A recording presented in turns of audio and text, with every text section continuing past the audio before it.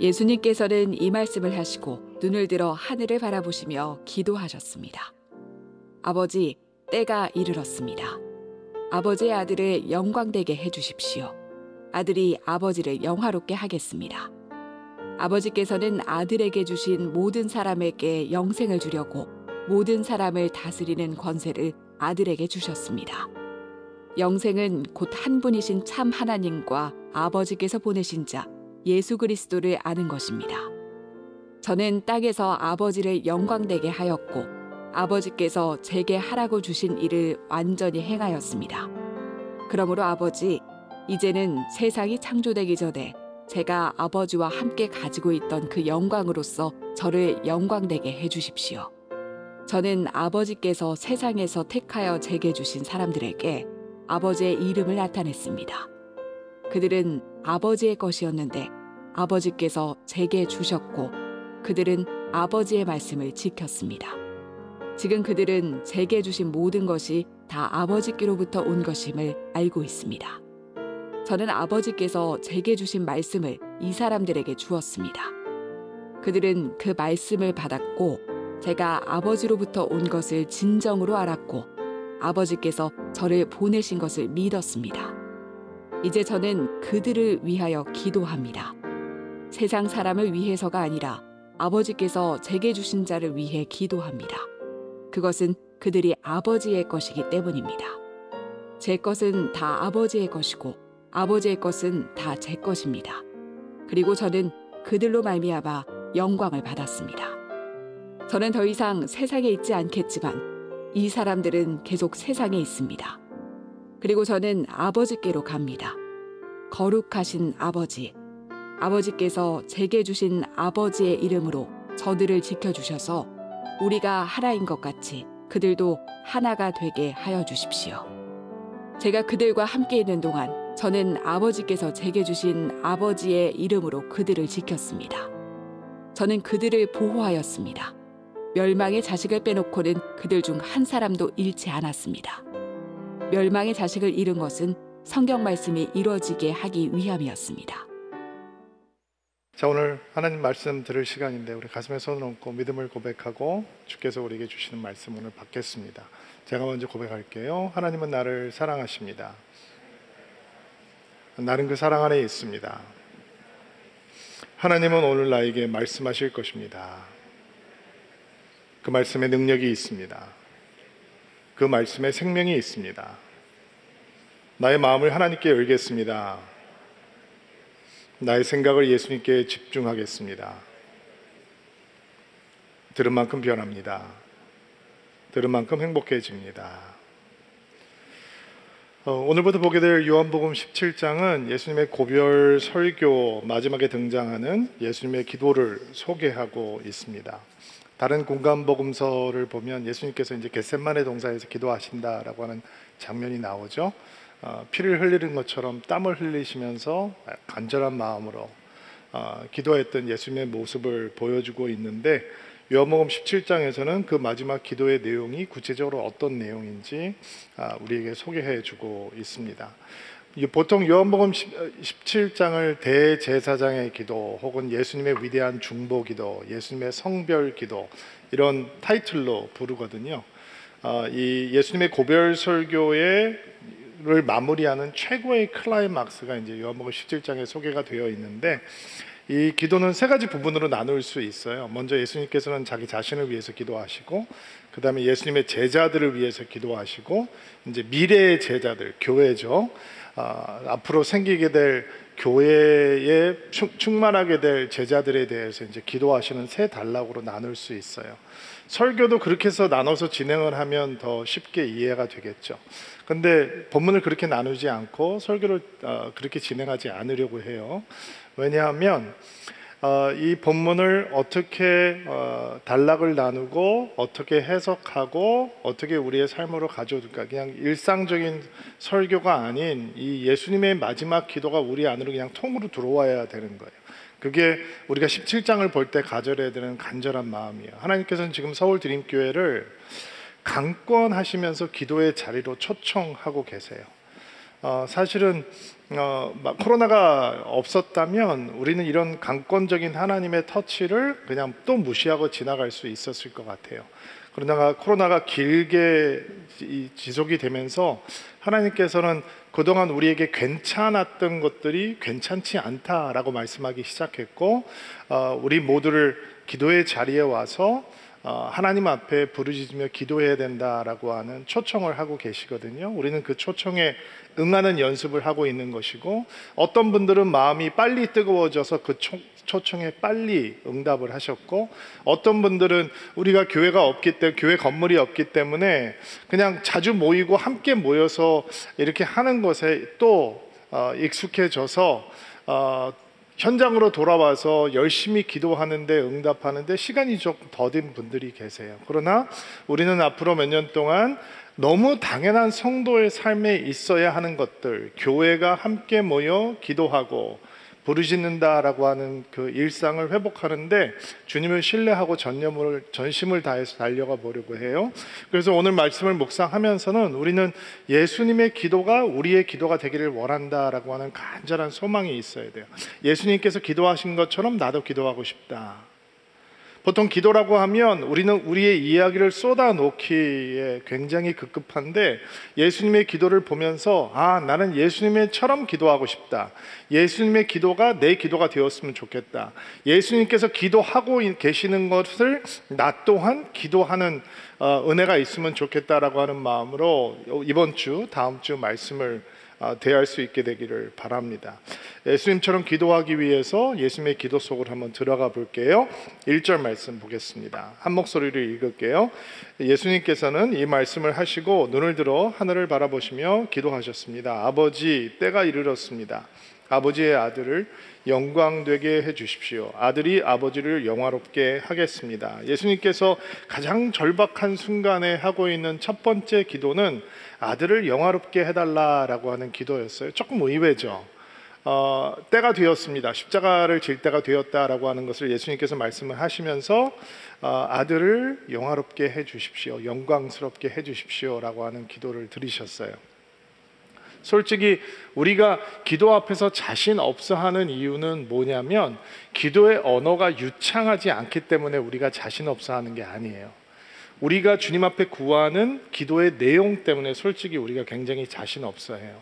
왜냐하면 기도 속에서 우리는 우리를 위해서 기도하고, 우리 가족만을 위해서 기도하고, 내 일상만을 위해서 기도하고, 내 현실의 상황만을 위해서 기도하는 것에 너무 길들여져 있기 때문에, 기도라고 하는 것을 펼쳐놓고 내 기도의 내면을 내어놓는다면 거기에 대해서 늘 자신 없어 하는 사람들이 많이 있습니다. 그런데 예수님께서는 가장 먼저 자신을 위해서 기도하시면서 아들을 영광스럽게 해 주십시오라고 기도하고 있단 말이에요.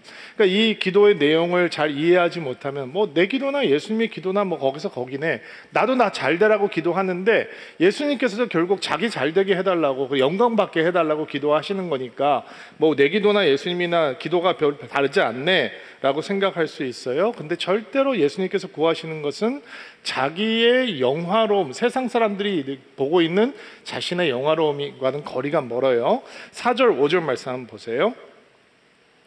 읽을게요. 저는 땅에서 아버지를 영광되게 하였고 아버지께서 제게 하라고 주신 일을 완전히 행하였습니다. 그러니까 아버지께서 맡겨주신 일을 온전히 행하는 것이 아버지를 영화롭게 하는 것이고, 5절 말씀 보세요. 그러므로 아버지, 이제는 세상이 창조되기 전에 제가 아버지와 함께 가지고 있었던 그 영광으로서 저를 영광되게 해 주십시오. 세상의 영광하고는 다르죠. 하나님 대신 예수님께서 원래 하나님 아버지와 함께 공유하고 계시던 영광, 하늘의 영광, 그 영광을 육신의 몸을 입으시고 성육신 하면서 이 땅에 오시면서 그 영광을 벗어버리셨잖아요. 그리고 종의 형체를 입고 이 땅에 오게 되시는 거죠. 종의 형체를 입고 이 땅에 육신을 가지고 오시는 유일한 이유는 무엇이냐? 예수께서 십자가에 달려 죽기 위해서예요. 예수님께서 행하시기 원하는, 아버지께서 예수님을 통해서 행하기 원하는 사건의 궁극적인 정점은 어디에 있느냐? 인간의 모든 죄악을 짊어지고 십자가에서 하나님의 어린 양 되신 예수님께서 대속의 죽음을 죽으시는 것이죠. 그게 하나님께서 예수님을 향해서 가지고 계시는 목적이에요. 하나님의 거룩한 뜻이에요. 그러면 어떻게 예수님이 하나님을 영화롭게 하느냐? 큰 기적을 행하고 수많은 군중몰이를 해서 많은 사람들을 하나님 앞에 인도하면서 이렇게 종교적인 행사를 하면서 하나님을 영화롭게 하는 것이 아니라 하나님께서 예수님에게 맡기셨던 바로 그 일, 십자가의 죽음으로 죄값을 치르고 많은 사람들에게 구원의 길을 열어놓는 그 일을 온전히 행함으로 아버지를 영화롭게 하시고, 아버지과 영화롭게 될 때 아버지는 아들을 영화롭게 하신다라는 거예요. 그러니까 아들을 영화롭게 해 주십시오라고 하는 기도에는 이런 기도가 포함되어 있는 거죠. 하나님 아버지께서 제 삶 속에 두신 하나님의 그 거룩한 뜻, 십자가라고 하는 거룩한 뜻을 온전히 감당할 수 있도록 도와주십시오라는 거예요. 이게 예수님의 기도, 영화롭게 해달라고 하는 기도 속에 포함되어 있는 것입니다. 예수님의 기도 속에서 무엇을 먼저 구해야 되는지 우리가 배우게 되는 거죠. 기도 속에서 우리 자신이 중요해지면 안 되는 거예요. 내 문제가 중요해지면 안 되는 거예요. 특별히 우리 자녀들을 위해서 기도하고 계시는 부모님들께서는 기도 속에서 자녀가 중요해지면 안 되는 거예요. 기도 속에서 하나님이 중요해져야 되는 거예요. 하나님이 중요해져야 그 아이들을 향해서 가지고 계시는, 또 우리의 상황을 향해서 가지고 계시는, 우리의 삶을 향해서 가지고 계시는 하나님의 뜻이 무엇인지에 대해서 고민을 하는 거예요. 얼마나 많은 성도들이 기도합니까? 근데 기도에서조차 자기의 생각, 자기의 고집 이런 거 포기하지 못하거든요. 기도를 열심히 하면 열심히 할수록 내 소리가 점점 커진다. 내 의견이 너무 커지고, 내 의견이 커지면서 하나님을 향해서도 이래라 저래라 이렇게 명령하는 것처럼 기도가 변하게 된단 말이죠. 그러니까 기도를 하면서도 하나님으로부터는 멀어지고, 기도를 하지만 하나님의 뜻에는 관심이 없고, 기도를 함에도 불구하고 하나님과 친밀한 관계 속에 들어가지 못하는 건, 기도 속에서 하나님이 중요한 분이 되시는 건 아니라 내 삶의 이슈들이 너무 중요한, 내가 원하는 바가 너무 중요한 게 되어버리기 때문에 그렇게 되는 거죠. 그런데 예수님께서는 우리에게 무엇을 먼저 구해야 하는지 가르쳐 주셨습니다. 하나님, 내가 원하는 것은 아버지의 뜻을 이루는 것입니다. 십자가를 질 수 있게 도와주십시오. 십자가를 지게 되면 아버지께서 영화롭게 될 것이고, 그 아버지가 누리고 있는 아버지의 영광이 나의 영광이 될 줄로 믿습니다. 이 기도가 예수님의 기도인 것입니다. 여러분, 여러분의 뜻이 구하는 것이 이루어지면 하나님에게 영광이 됩니까? 우리가 상식적으로 이런 얘기를 굉장히 많이 합니다. 기독교 울타리 신앙의 울타리에 있는 분들이 이런 생각을 굉장히 상식적이라고 생각을 하면서 많이 이야기를 합니다. 누군가가 잘 되면, 크리스찬들이 큰 일을 하면, 돈을 벌면, 높은 자리에 올라가면 그게 하나님께 영광이 된다 이렇게 생각을 합니다. 내 자녀가 잘 되고, 내 아내가 잘 되고, 남편이 잘 되고, 우리 교회가 잘 되면 그 잘된 것이 하나님께 영광이 된다 이렇게 생각을 하는 거죠. 정말 그렇습니까? 우리가 잘 되면 그것이 하나님께 영광이 되는 겁니까? 그러면 저는 여러분들에게 이렇게 기도하라라고 얘기를 해야 되겠네요. 서울 드림교회가 가장 큰 교회가 되게 해주십시오. 그러면 하나님께서 영광 받으시는 거니까. 맞습니까? 교회 얘기를 하니까 정신이 번쩍 들죠. 만약에 여호사 목사나 신동엽 목사가 그런 기도를 하자라고 얘기한다면 여러분은 굉장히 마음속에 실망을 하실 겁니다. 목사님들이 변했네 라고 생각하지 않겠습니까? 그렇다면 테이블을 돌립시다. 여러분의 기도 속으로 들어갑시다. 여러분이 구하고 있는 바로 그 일들이 이루어지면 여러분, 하나님께서 정말로 영광을 받으시는 것입니까? 우리는 장로님 대통령도 가져보았습니다. 수많은 고위 관료들, 예수 믿고 장로님, 집사님들 많습니다. 국회에 가면 교회 다니는 국회의원 많습니다. 그들을 통해서 하나님께서 영광을 받으셨습니까? 우린 예수의 기도 속에서 정신을 차려야 하는 것입니다. 나를 통해서 뭔가 큰 일이 이루어졌다. 다른 사람들이 부러워하는 일들이 내게 주어졌다. 내가 하는 일이 잘 되고 내 사업이 잘 되고 내 연구 결과가 탁월하고 내가 남들보다 앞서고 올라감으로 나는 예수를 믿는 사람인데 예수 믿으니까 저렇게 잘 되는 거구나 라고 하는 것을 드러내서 하나님께 영광이 되었다. 예수님께서는 그렇게 기도하지 않습니다. 그리고 예수님께서 만약에 그거를 믿으셨다면 예수님은 이 세상에서 가장 파워풀한 정복자가 되어야 되는 거겠죠. 그런 예수님께서는 마구간에 임하셨고 십자가를 향해서 묵묵히 걸어가셨습니다. 하나님께서 우리의 삶 속에 어떻게 영화로워지시는가? 하나님이 원하는 것이 우리가 원하는 것이 되고, 하나님께서 이루기 원하는 것이 우리가 이루기 원하는 것이 되고, 하나님께서 뜻하시는 것이 우리가 구하는 것이 되고, 하나님의 눈물이 우리의 눈물이 되고, 하나님의 마음이 우리의 마음이 될 때, 그때 하나님께서 우리를 통해서 영화로워지시는 것입니다. 이 영광은 땅의 영광이 아닙니다. 아버지가 가지고 계시는 영광이라고 그랬습니다. 그러니까 이 영광은 땅에서 시작이 되지만 하늘로 이어지는 영광인 것입니다. 여러분, 이 땅에서 가지고 있는 여러분의 타이틀, 여러분의 업적, 이런 것들이 과연 하늘까지 이어질 수 있습니까? 이 땅의 대통령이 하늘 가도 대통령입니까? 이 땅의 장관이 하늘 가도 장관입니까? 어떤 목사님들은 웃기는 얘기 하시는 분들이 있어요. 자기는 평생 목회하고 설교했기 때문에 천국 가서도 설교할 거라는 거예요. 웃기지 말라고 했어요. 아니, 예수님이 계신 곳에 가서 설교하겠대. 이건 뭔 소린가? 말씀 그 자체이신 분이 계신 곳에 가서 설교를 하겠대요. 거기 가면 어린 양의 말씀을 듣는 것으로 충분히 은혜가 되는 건데, 잘 몰라요 사람들이. 여러분, 하늘로 이어지는 영광이 있습니다. 이 땅의 영광은 여기서 끝납니다. 근데 하늘로 이어지는 영광은 무엇이냐? 아버지 원하시는 것이 내가 원하는 것이 되는 영광, 그것은 하늘로 이어지는 것입니다. 예수님은 기도 속에서 자기가 원하시는 것을 아버지께 구합니다. 근데 예수님은 기도하시기 때문에 하나님께서 원하시는 것을 결국 붙듭니다. 내 뜻대로 마옵시고 아버지 뜻대로 하옵소서. 이게 예수의 기도입니다. 우린 기도 속에서 무엇이든지 하나님께 구할 수 있습니다. 기도를 뜨문뜨문 가끔 하는 분들이라면 그 기도의 내용은 변하지 않습니다.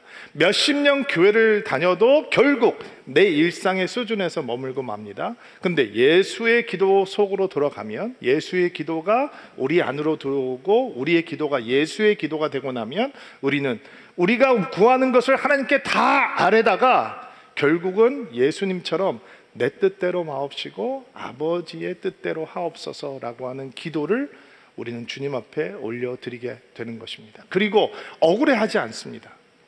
예수님께서 이 잔을 옮겨주십시오, 그러나 십자가가 아버지의 뜻이기에 나는 십자가로 가겠습니다라고 하면서 억울해하지 않으셨습니다. 내 뜻이 이루어지지 않는다고 억울해하지 마십시오. 내 소원대로 되지 않는다고 기도는 가치 없는 것이다 라고 생각하지 마십시오. 기도가 중요한 이유는 기도 속에 들어가서 내 뜻과 하나님의 뜻이 충돌할 때 우리는 기도하는 사람이기 때문에 내 뜻을 버리고 하나님의 뜻을 붙들며 하나님의 뜻이 이루어지는 것이 정말 나에게 영화로운 것이다, 영광이 되는 것이다 라고 하는 것을 믿을 수 있는 것입니다. 저는 그 기도를 체험할 수 있는 2022년이 되기를 주의 이름으로 축복합니다. 그냥 종교적인 표현으로서 내 뜻대로 마옵시고 아버지 뜻대로 하옵시고 아니라 정말 하나님 앞에서 처절한 마음으로 부르짖다가 내가 구하고 있는 것이 하나님의 뜻과 거리가 멀기 때문에 그것을 예수님께서 보여주시기 때문에 내 뜻을 과감하게 버리고 하나님의 뜻을 나는 선택하겠습니다, 그것이 나에게 더 유익한 것을 나는 믿습니다 라고 기도하며 그 기도의 돌파가 일어나는 한 해가 되기를 주의 이름으로 축복합니다. 2절 말씀 볼게요. 자, 예수님께서는 하나님의 뜻을 구하는 기도를 먼저 드리셨어요. 2절 말씀 보세요. 읽으세요. 시작. 아버지께서는 아들에게 주신 모든 사람에게 영생을 주려고 모든 사람을 다스리는 권세를 아들에게 주셨습니다. 자, 모든 사람을 다스리는 권세를 아들에게 주셨다라고 하는 표현을 좀 주목해 보려고 해요. 다스리는 권세, 이 권세를 통해서 하나님께서는 아들을 통해 영생을 주셨다라고 얘기를 하죠. 기도 속에서 우리가 구해야 되는 것은 하나님의 다스림이에요. 권세, 하나님의 권위, 예수님의 권세, 권위. 예수님은 멀리 떨어져 있는 분이 아니라 우리의 삶 속에 가까이 들어와 있는 분이시고, 그분은 우리에게 구원을 주시는 분일 뿐만 아니라 우리를 다스리고 통치하시는 주님이셔야 하기 때문에 우리는 기도 속에서 주님, 나를 다스려 주십시오. 나를 통치해 주십시오. 나의 인생이 하나님이 다스리는 인생이 되게 해 주십시오 라고 하는 기도가 우리를 채워야 하는 것입니다. 왜냐하면 우리는 이 세상을 살아가면서 하나님께서 하나님을 눈으로 볼 수 없기 때문에 내가 주인인 것으로 착각하면서 살 때가 너무 많기 때문입니다. 내 시간 내 거라고 생각합니다. 나의 젊음, 나의 재능, 나의 은사, 나의 열정 다 내 거라고 생각합니다.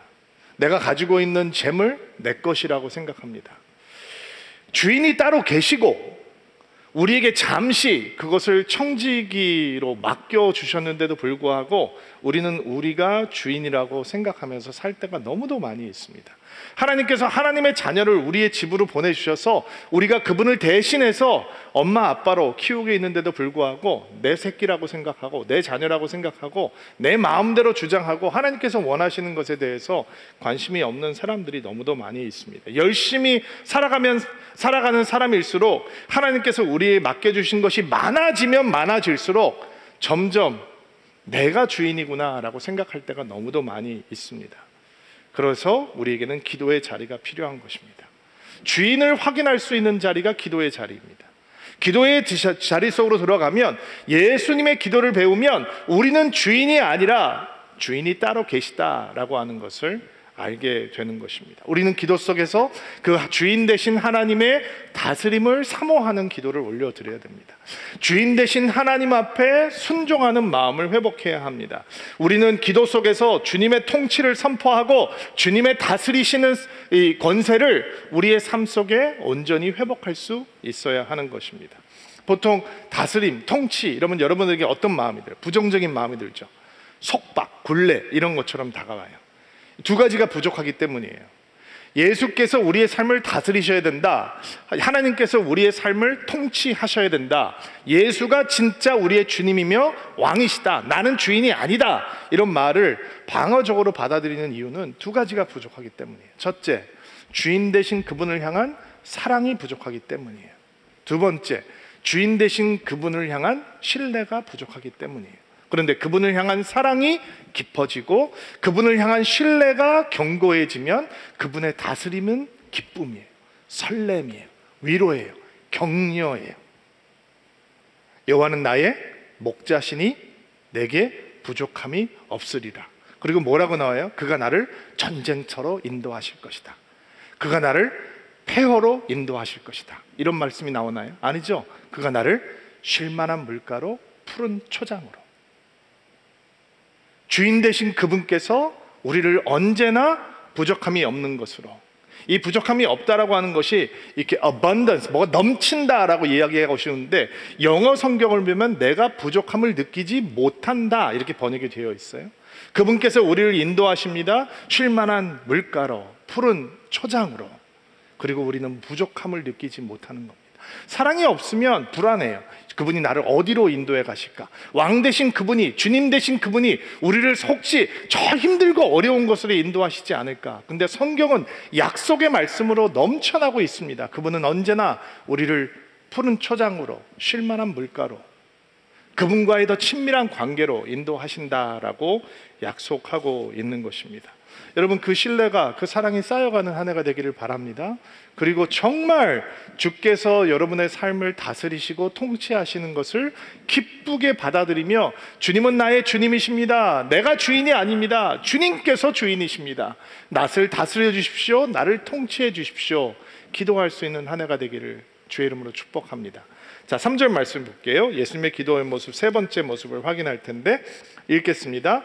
영생은 곧 한 분이신 참 하나님과 하나님께서 보내신 자 예수 그리스도를 아는 것입니다. 자, 우리가 기도 속에서 붙들어야 되는 말씀은 안다라고 하는 표현입니다. 안다. 예수님에 대해서 안다 이런 뜻은 아니겠죠. 하나님에 대해서 안다 이런 뜻은 아닌 거예요. 영생은 하나님을 아는 것이다, 하나님께서 보내신 예수 그리스도를 아는 것이다 라고 얘기했을 때 이게 정보, 지식적 정보를 얘기하는 건 아니잖아요. 하나님에 대해서 정보를 많이 가지고 있으면 영생을 받는 것이다, 예수 그리스도에 대해서 정보를 많이, 인포메이션을 많이 가지고 있으면 영생을 얻는 것이다 이런 말씀은 아닌 거죠. 그렇다면 여기서 하나님을 안다, 예수님을 안다 라고 하는 것은 무슨 뜻입니까? 체험적으로 아는 거죠. 그것을 믿음이다 라고 얘기합니다. 믿는 것이 체험적으로 아는 것입니다. 성경에서는 하나님의 백성들이 지식이 없어서 망한다 라고 얘기했습니다. 이게 정보적 지식을 말하는 거 아니죠. 체험적 지식입니다. 믿음적 지식이 없는 겁니다. 내가 경험해서 맛보는 하나님이 없기 때문에 이 백성들이 망한다라고 얘기하는 것이죠. 그리고 하나님을 아는 것은 하나님께서 원하는 것이 무엇인지를 아는 것입니다. 호세아서 말씀을 보니까 내가 바라는 것은 제사가 아니라 진실한 사랑이며 번제가 아니라 하나님을 아는 지식이다 이런 말씀이 있죠.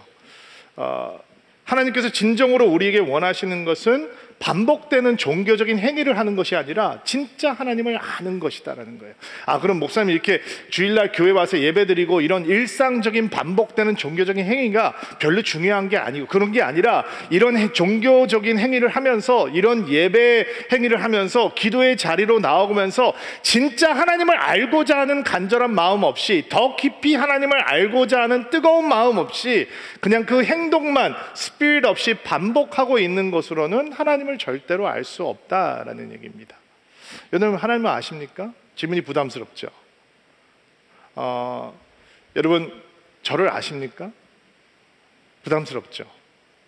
여러분들이 저하고 개인적으로 대화를 해본 적이 없는 사람이면 여호수아 목사에 대해서는 좀 알고 있고, 설교를 들으면 저분이 어떤 신앙관을 가지고 있는지 알 것 같은데, 나와 개인적인 관계가 없는 분이라면 내가 저분을 진짜 안다라고 얘기할 수 없는 거죠. 여러분 교회 여러분들 오래 다니셨던 분이 있죠. 평생 교회 안에 머물러 있는 분들이 있잖아요.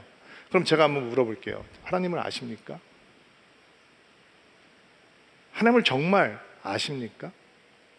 아니면 내 종교적인 신념에 갇혀서 교회 안에 머물러 계십니까? 만약에 우리가 하나님을 안다면 몇 가지 우리 안에 일어나는 내면의 변화가 있습니다.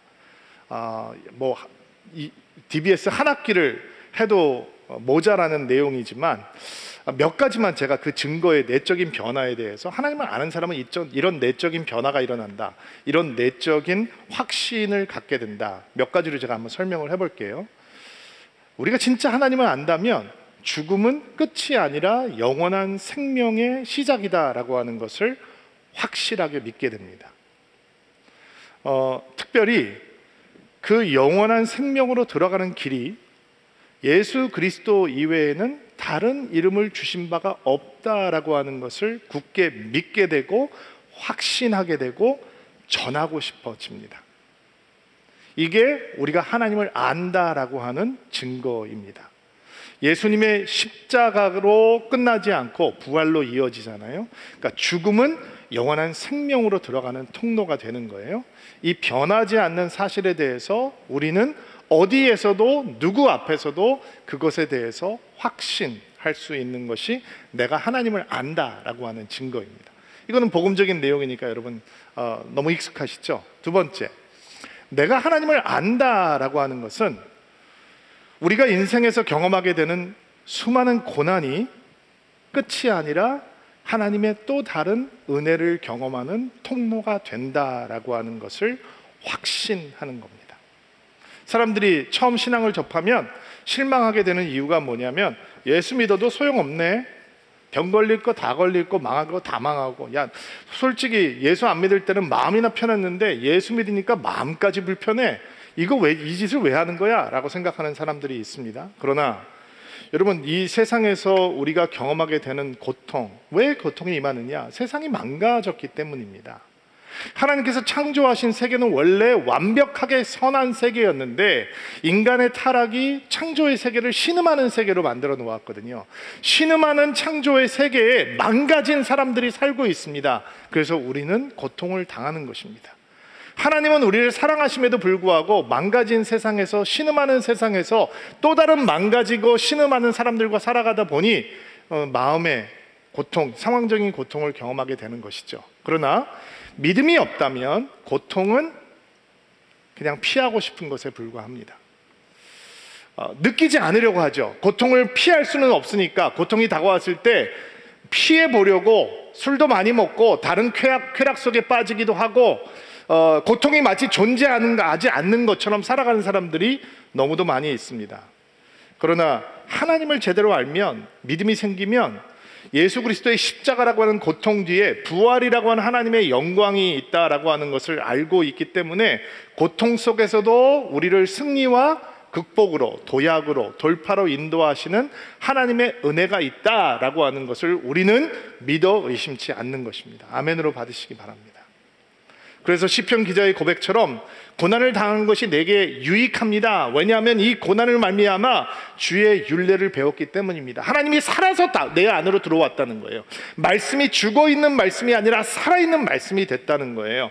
하나님은 우리의 피난처시오 힘이시니 환난 중에 만나는 큰 도움이시라. 이게 무슨 얘기예요? 믿음이 있는 사람에게는 고통 속에서 죽어있는 하나님이 아니라, 박제된 하나님이 아니라, 박물관의 하나님이 아니라 살아서 역사하시고 우리의 삶을 충만하게 채우시고 인도하시는 하나님을 경험했다 이거예요. 그러니까 우리가 하나님을 안다 라고 하는 증거는 고통이 끝이 아니라 그 고통은 하나님을 체험하는 놀라운 변화의 영광로가 된다라고 하는 것을 믿는 것이죠. 세 번째, 우리가 하나님을 안다라고 하는 증거, 내면의 변화는 우리가 때때로 경험하게 되는 미움이라고 하는 것이 끝이 아니라 예수 그리스도의 변화하는 사랑을 경험하는 통로가 된다라고 하는 것을 배우게 된다라는 것입니다. 미움이 끝이라면 얼마나 인생이 비참하겠어요? 여러분, 어른들만 미워하는 거 아닙니다. 어린애들도 서로 미워합니다. 초등학교 아이들도, 중고등학교 다니는 아이들도 학교에서 미워하는 대상 정말 쉽게 만납니다. 그러면 그 아이들이 어른이 되고 철이 들면 미움이라고 하는 것을 어떻게 해결할 수 있는 지혜가 생기느냐? 전혀 그렇지 않습니다. 세상에서는 미우면 안 보면 되지, 관계를 단절하면 되지 이렇게 얘기합니다. 이 사람이 미워지면 저 사람하고 따로 사귀면 됩니다. 이게 세상의 방법입니다.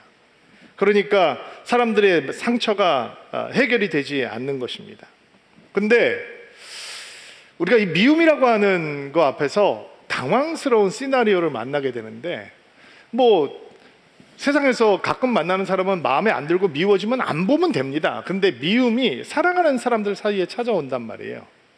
가족들 사이에 찾아온단 말입니다. 분명히 저 사람 없으면 못 살 것 같아서 결혼했는데 왼수가 되는 거죠. 네 글자로 평생 왼수가 되는 겁니다.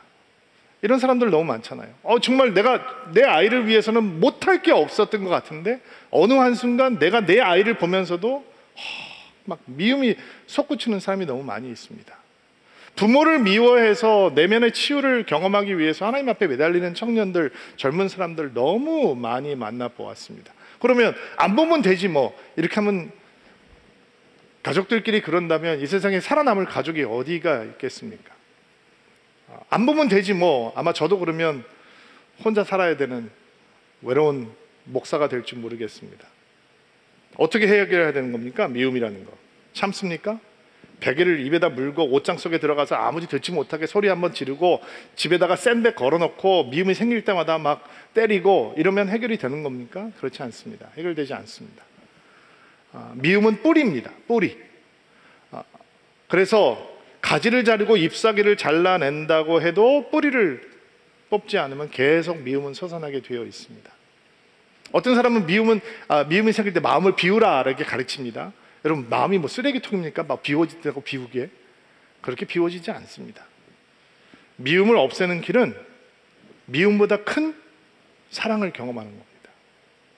미움보다 큰 용서를 경험하는 겁니다. 근데 그게 우리 안에 없습니다.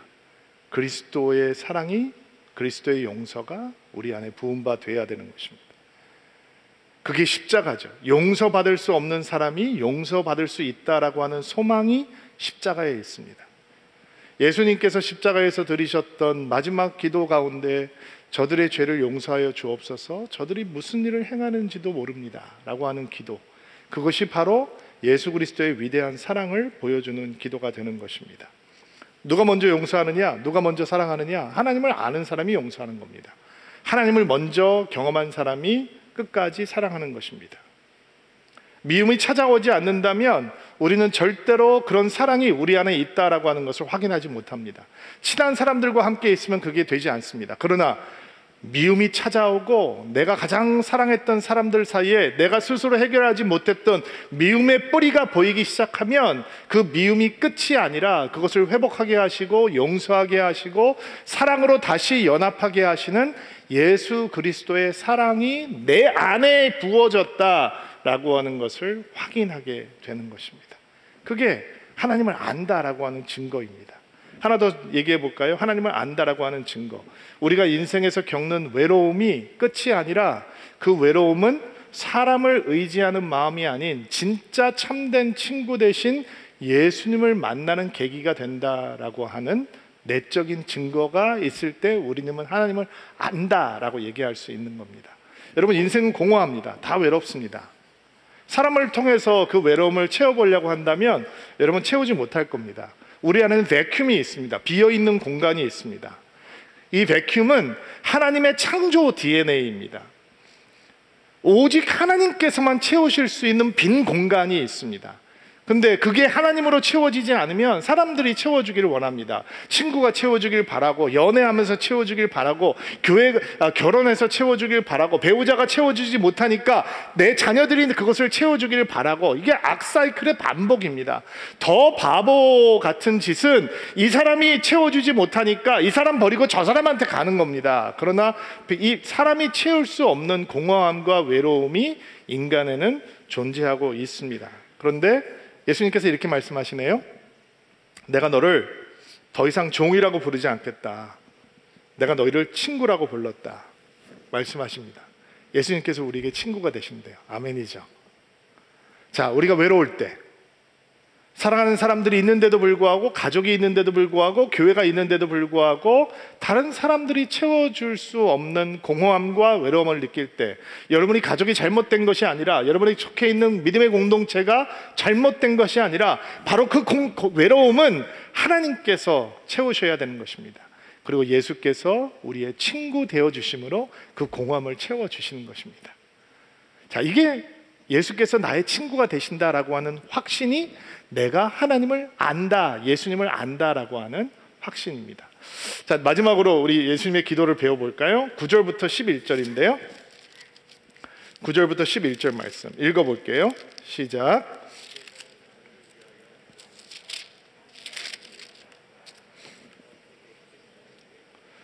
그것은 그들이 아버지의 것이기 때문입니다. 제 것은 다 아버지의 것이고 아버지의 것은 다 제 것입니다. 그리고 저는 그들로 말미암아 영광을 받았습니다. 저는 더 이상 이 세상에 있지 않겠지만 이 사람들은 계속 세상에 있습니다. 그리고 저는 아버지께로 갑니다. 거룩하신 아버지, 아버지께서 내게 주신 아버지의 이름으로 저들을 지켜주셔서 우리가 하나인 것 같이 그들도 하나가 되게 해 주십시오. 자, 예수님께서 제자들의 하나됨을 위해서 기도하셨죠. 우리가 붙들어야 되는 예수님의 기도의 또 하나의 모습이에요. 근데 비교 대상이 무엇이냐? 아버지와 아들이 하나인 것처럼 저들이 하나가 될 수 있도록 기도하고 계시는 것입니다. 예수님께서 세상을 떠나야 될 시간이 다가오고 계셨고 세상은 제자들을 미워하고 핍박할 것이고, 하나님 저들을 보호하여 주옵소서. 우리가 다음 주에 보게 될 기도예요. 그들의 보호를 위해서도 기도하시지만 보호하는 이유를 그들이 하나가 되기 위함이다 라고 말씀을 하셨습니다. 사실 많은 사람들에게 이게 중요하지 않은 기도 제목입니다. 믿음의 사람들이 하나 되는 것, 교회가 하나 되는 것, 그게 기도의 우선순위가 아닙니다. 기독교 역사를 보아도 얼마나 사람들이 많이 싸웠습니까? 사람들이 싸워서 교단이 또 생기고 또 생기고 또 생기고, 뭐 장로교 교단이 수십 개 수백 개가 됩니다. 그런데도 계속 또 새로운 교단이 생깁니다.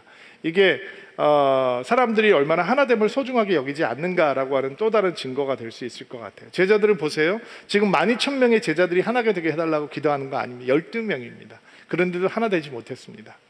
예수님께서 십자가 지시겠다라고 말씀하시는데 누가 더 큰 자가 되겠다고 서로 목소리 높이고 멱살 잡고 싸우던 사람입니다. 12명이 모여있고 한 명은 배신자고 그 11명은 또 한 명이 배신하는 거 보면서 하나로 뭉쳐야 되는데 그들은 하나가 되지 못했습니다. 그러니까 예수님께서 마지막 기도를 하면서 아버지와 아들이 하나인 것처럼 나의 제자들이 하나가 되게 해주십시오 라고 하는 절박하고 간절한 기도를 드리시는 겁니다.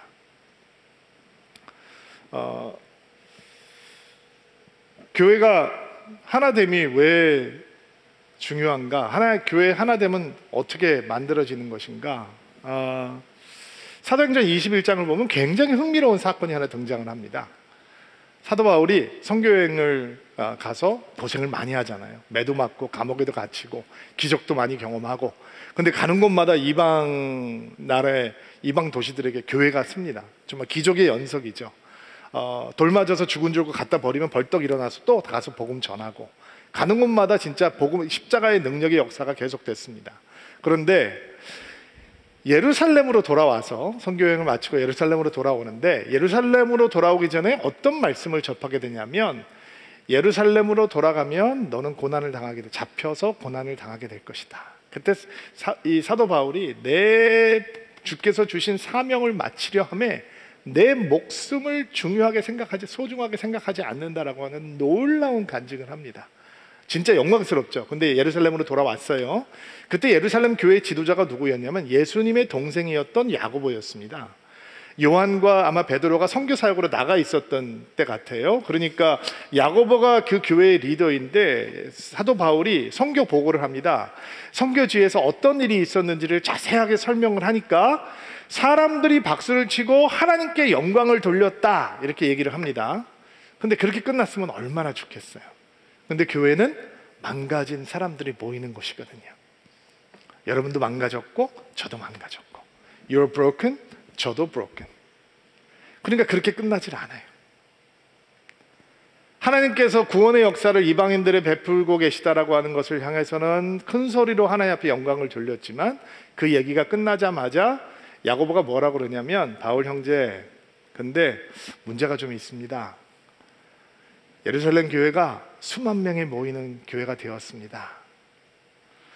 근데 이 형제들 가운데 당신이 이방 세계를 다니면서 복음을 전하면서 모세의 율법을 지키지 않아도 되고 할례를 받지 않아도 되고 유대인들의 삶, 유대 사람들이 살아야 되는 삶을 살지 않아도 된다라고 설교하고 다닌다라고 믿는 사람들이 있습니다.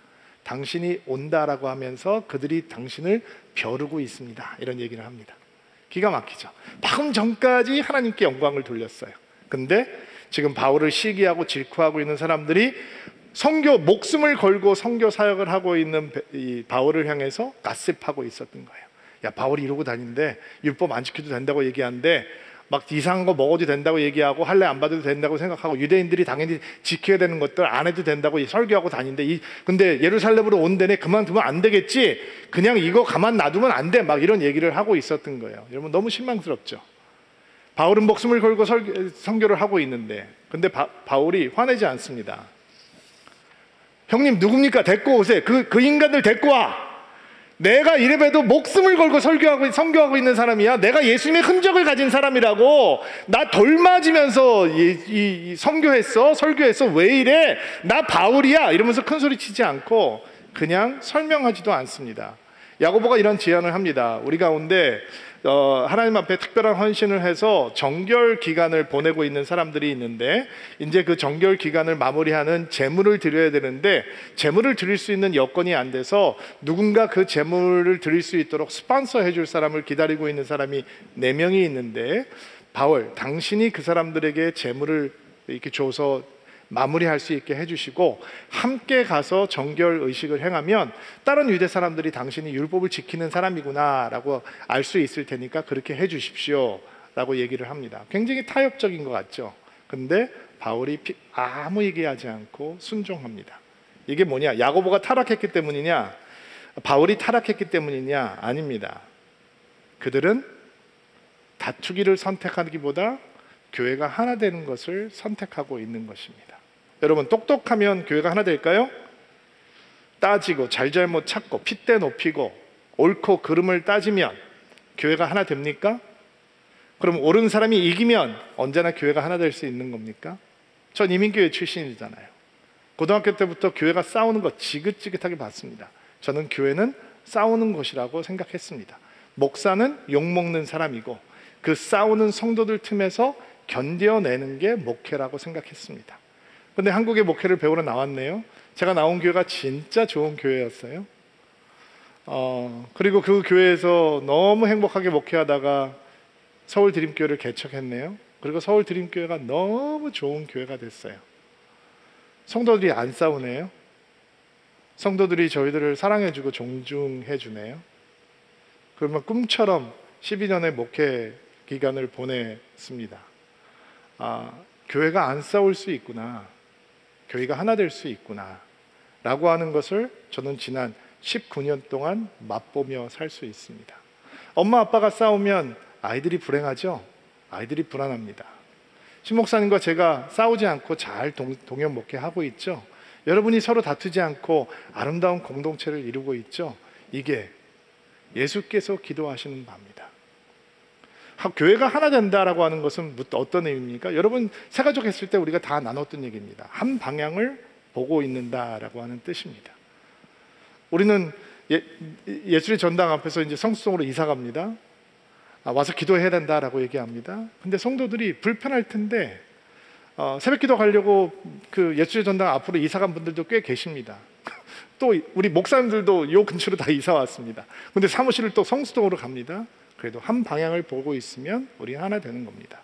기도하자면 기도하고, 말씀 읽자면 말씀 읽고, 선교하자면 선교하고, 전도하자면 전도하고, 다음 세대를 일으키자면 함께 다음 세대를 일으키고, 이거는 당연한 겁니다. 왜냐하면 예수께서 그것을 위해서 기도하고 계십니다. 저는 특별히 우리 서울 드림교회에 속해 있는 모든 성도들의 가정이 하나 되는 축복이 있게 되기를 주의 이름으로 축원합니다. 여러분의 가족에 어떤 분열도 어떤 이 다툼도 없는 하나님의 은총이 넘치게 되기를 바랍니다. 여러분 이 기도를 여러분 안에 품으시기를 주의 이름으로 축복합니다. 그리고 예수님의 기도에 대해서 아는 것이 아니라 정말 예수님의 기도를 할 수 있는 우리들이 될 수 있게 되기를 주의 이름으로 축복합니다. 자, 가슴에 손을 얹고 안수하시고요, 여러분을 축복하고 기도하겠습니다. 하나님, 사랑하는 드림인들이 하나님의 뜻을 온전히 따르게 하옵소서. 나의 뜻을 포기하고 주의 뜻을 끌어안는 인생이 되기를 소망합니다. 그 예수의 기도가 가슴에 손을 얹고 안수하는 드림인들의 기도가 되게 하옵소서.